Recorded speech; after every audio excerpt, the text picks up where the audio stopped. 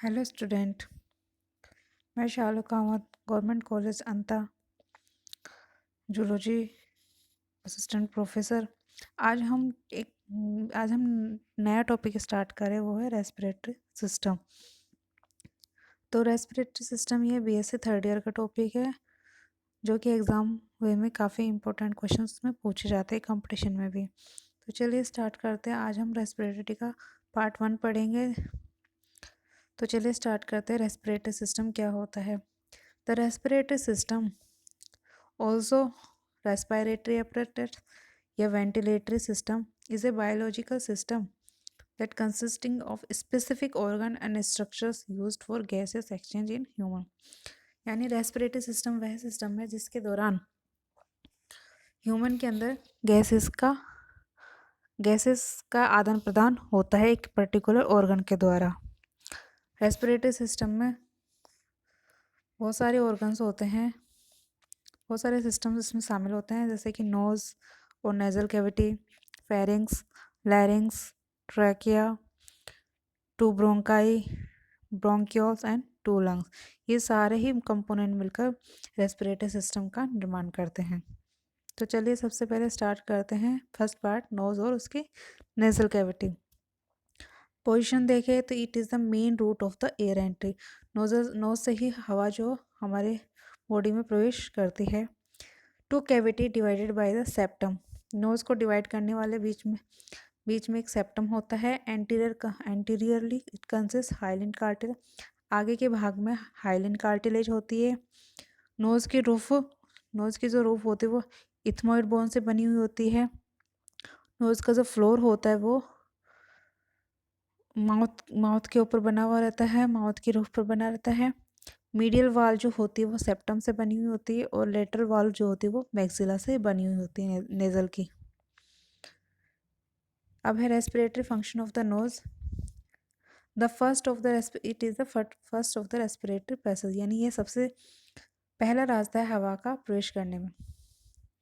यह हवा को वार्मिंग करते हैं due to the immense vascularity of the mucosa, क्योंकि नाक के अंदर म्यूकोजा होते हैं जिसकी वजह से एयर गर्म हो जाती है।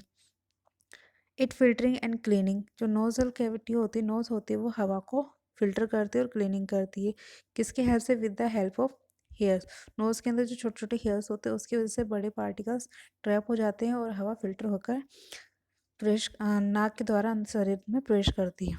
तीसरा फंक्शन है humidification. As air travel from the moist mucosa it become saturated with water vapour. जैसे एयर नोज के अंदर प्रवेश करती है तो म्यूकोजा की हेल्प से एयर वेपराइज हो जाती है, या कह सकते हैं मॉइस्ट हो जाती है, जिसकी वजह से ये सैचुरेटेड हो जाती है वाटर वेपर से। नोज के बाद अगला पार्ट आता है रेस्पिरेटरी सिस्टम का, pharynx. The pharynx is the part of the throat that is behind the mouth. जो फेरिंग्स पार्ट होता है वह थ्रोट यानी गले के पार्ट होता है और जो माउथ के पीछे होता है, and the nasal cavity and above the oesophagus and the larynx. यह ईसोफेगस और लैरिंग्स के ऊपर होता है और माउथ और नेजल कैविटी के जस्ट पीछे होता है। इसकी लेंथ 12 से 14 सेंटीमीटर तक होती है। और पोजीशन अगर देखें फेरिंग्स की, तो पोजीशन सुपीरियरली जिसकी position base of the skull होती है। इन्फीरियर देखें तो it continuous with the oesophagus के लगातार ये कंटिन्यूस रहती है। Anteriorly it incomplete wall because of the nose mouth and लैरिंग्स opening. Anteriorly ये इनकम्प्लीट वॉल होती है बिकॉज क्योंकि नोज माउथ और लैरिंग्स की ओपनिंग होती है। और पोस्टीरियरली इट हैज़ एरियोरल टिश्यू होता है और फर्स्ट 6 वर्टिब्रा इसमें पाया जाता है। जैसे कि अभी इस डायग्राम में देखें तो ये सबसे ऊपर होता है नोजल कैविटी। नोजल कैविटी से के बाद जो ये यहाँ पीछे की तरफ होता है ये फेरिंग्स। ये जस्ट अबव द एपिग्लोटिस के ऊपर होता है और स्कल के और माउथ के पीछे होता है, इसलिए पीछे की साइड में होता है। और ईसोफेगस के ये पैरेलल होती है। For descriptive purpose of the pharynx it is divided into the 3 parts. Pharynx होते हुए 3 पार्ट्स में डिवाइडेड होता है, नेजोफेरिंग्स, ओरोफेरिंग्स और लैरिंजोफेरिंग्स। पहला है नेजोफेरिंग्स। इसमें क्या होता है? The nasal part of the pharynx lies behind the nose. जो नाक का जो पार्ट होता है फेरिंग्स के पीछे पीछे वाला हिस्सा होता है वो नेजोफेरिंग्स होता है। Oropharynx, the oral part of the pharynx lies behind the mouth. Mouth के पीछे की साइड में जो फेरिंग्स का पार्ट होता है वो ओरोफेरिंग्स कहलाता है। और लैरिंजोफेरिंग्स जो लैरिंजियल पार्ट के पास होता है। The laryngeal part of the pharynx extended from the oropharynx. तो अगर ये इस डायग्राम में देखा जाए तो सबसे ऊपर वाला जो पार्ट होता है वो नेजोफेरिंग्स, उसके बाद में oropharynx and the last is hypopharynx, और लास्ट में फिर नीचे है ईसोफेगस और ट्रैकिया। अब फेरिंग्स का स्ट्रक्चर देखें तो यह 3 लेयर की बनी हुई होती है। इसमें 3 लेयर पाई जाती है। पहले है म्यूकोसा मेम्ब्रेन, दूसरी फाइब्रस टिश्यू और तीसरी है ब्लड मसल्स। ब्लड सप्लाई देखें तो इसमें फेशियल आर्टरीज पाई जाती है, फेशियल वेन पाई जाती है और इंटरजूलर वेन्स पाई जाती है। और इसमें 2 तरह की नर्व की सप्लाई होती है फेरिंग्स में, वेगस नर्व और ग्लोसोफेरेंजियल नर्व्स। फंक्शंस क्या क्या होता है फेरिंग्स का? मेन तो ये एयर और फूड का पासेस होता है, यानी फूड और एयर के लिए रास्ता प्रोवाइड करता है। वार्मिंग एंड ह्यूमिडिफाई, हवा को गर्म करती है और उसको ह्यूमिडिफाई करती है। टेस्ट में अगर देखें तो ये there are olfactory nerve ending, इसमें ऑल्फैक्टरी नर्व्स पाई जाती है। Hearing, the auditory tube extended from the nasopharynx to each middle ear. एक ऑडिटरी ट्यूब होती है जो कि नेजोफेरिंग्स के होते हुए मिडल ईयर तक जाती है। अगर प्रोटेक्शन में इसका कार्य देखें तो the lymphatic tissue of the pharyngeal tonsil produce antibodies. जो फेरेंजियल टॉन्सिल होते हैं गले में वो एंटीबॉडीज प्रोड्यूस करती है। और speech, it act as a resonating chamber for sound ascending from a larynx. Larynx के द्वारा इसमें से के हेल्प से रेजोनेटिंग साउंड प्रोड्यूस होती है। अगला पार्ट आता है लैरिंग्स। इसकी पोजीशन, लैरिंग्स को वॉइस बॉक्स भी कहते हैं।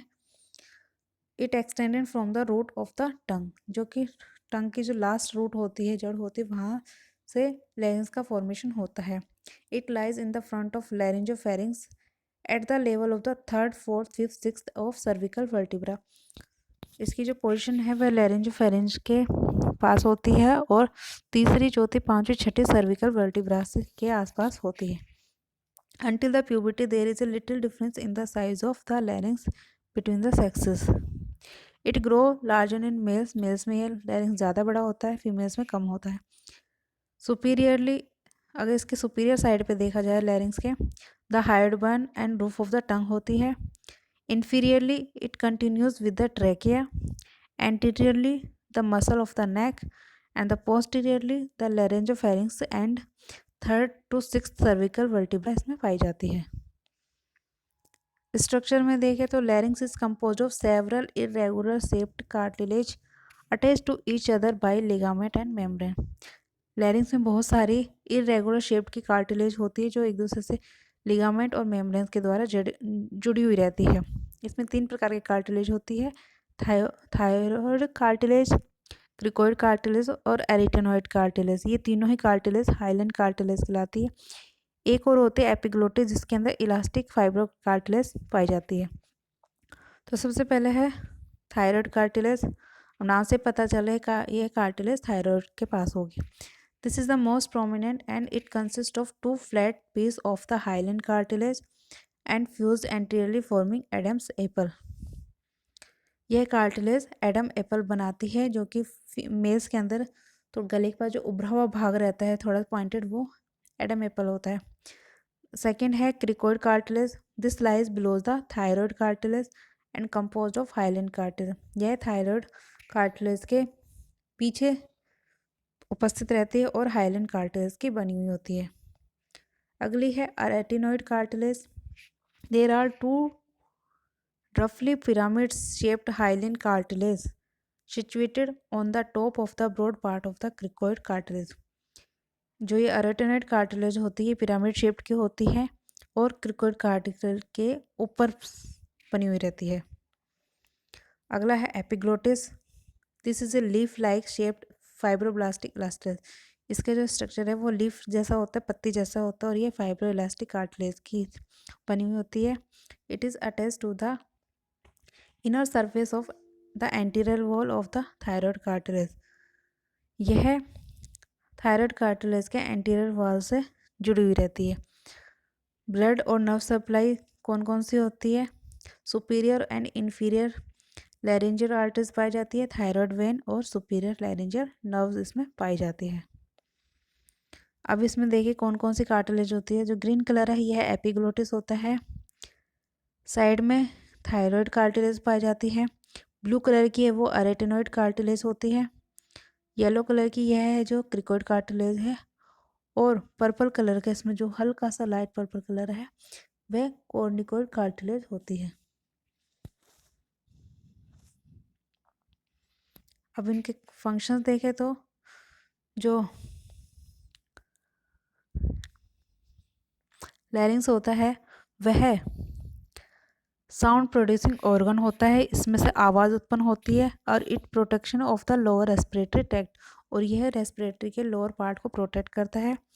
During swelling of the larynx, during swelling the larynx move upward and hinge epiglottis close to the over the larynx. जब खाने के टाइम होता है, खाना खाते हैं और खाना निगलने के टाइम क्या होता है कि यह एपिग्लोटिस को कवर कर देता है, जिसकी वजह से खाना लैरिंग्स में ना जाए, और कभी कभी खाना गले में पहुंच जाता है जिसकी वजह से सांस लेने में दिक्कत होती है, तो ये उसके लिए भी हेल्प करता है। उसमें हवा के लिए पासेस होता है, ह्यूमिडिफाई करता है, फिल्टरिंग करता है हवा को, और वार्मिंग करता है। अगला है ट्रैकिया। ट्रैकिया की पोजीशन देखें तो यह एक विंड पाइप होता है जो कंटिन्यू लैरिंग्स के थ्रू बनी हुई रहती है, और it extended down to the thorax part के 5th टर्मिनल तक यह कंटिन्यूस बनी रहती है, और आगे चल के यह 2 पार्ट में डिवाइडेड होती है, राइट और लेफ्ट प्राइमरी ब्रोंकाई। इसकी लेंथ 10 से 11 सेंटीमीटर होती है। रिलेशन देखें तो सुपीरियरली या लैरिंग से जुड़ी हुई रहती है, इन्फीरियरली इसमें राइट और लेफ्ट ब्रोंकाई से जुड़ी रहती है, और anteriorly upper part thyroid gland से जुड़ा रहता है, लोअर पार्ट आयोल्टा और स्टर्नम से जुड़ा रहता है, पोस्टीरियर पार्ट इसोफेगस से, और लेटरली इसमें 2 लंग्स पाए जाते हैं। इस डायग्राम देखें तो साइड में इसोफेगस है, बीच में जो कैविटी ये ल्यूमन होती है, और जो ट्रैकिया है ये शी शेप्ड कार्टिलेज रिंग से जुड़ी हुई रहती है। अब इसका स्ट्रक्चर, इसमें 3 प्रकार के टिश्यू पाए जाते हैं। पहला है फाइब्रस और इलास्टिक टिश्यू, दूसरा है स्मूथ मसल्स, तीसरा है सीलिएटेड कोल्यूमिनर एपिथेलियम। इसमें it is held upon by the between 16 से 20 इनकम्प्लीट कार्टिलेज रिंग्स। यह जो एपिग्लोटिस होती है ये पूरी तरह से incomplete C shaped cartilage ring से जुड़ी हुई रहती है। इसमें ब्लड की सप्लाई देखें तो इन्फीरियरली थायराइड आर्टरीज पाई जाती है, और ब्रोंकियल आर्टरीज पाई जाती है। वीनस ड्रेनेज के लिए इन्फीरियर थायराइड वेंस, और नर्व सप्लाई जो होती है इसमें लैरेंजियल नर्व्स पाई जाती है। इसके functions, air it control the air of the entry, warming and humidify, third support and patency, fourth है removal of particular matter, and cough reflex में यह फंक्शंस करता है। तो आज हमने जो रेस्पिरेटरी सिस्टम का आधा पार्ट के बारे में जानकारी पाठ की, नेक्स्ट पार्ट में रेस्पिरेटरी के सेकंड पार्ट के बारे में पढ़ेंगे, और पूरा फिर रेस्पिरेटरी सिस्टम कंप्लीट हो जाएगा। यह रेस्पिरेटरी सिस्टम बहुत ही इंपॉर्टेंट टॉपिक है, जो कि एग्ज़ाम और कंपटीशन एग्ज़ाम के लिए काफ़ी महत्वपूर्ण टॉपिक है। तो अगले लेक्चर में हम इसका सेकंड पार्ट पढ़ेंगे। Thank you.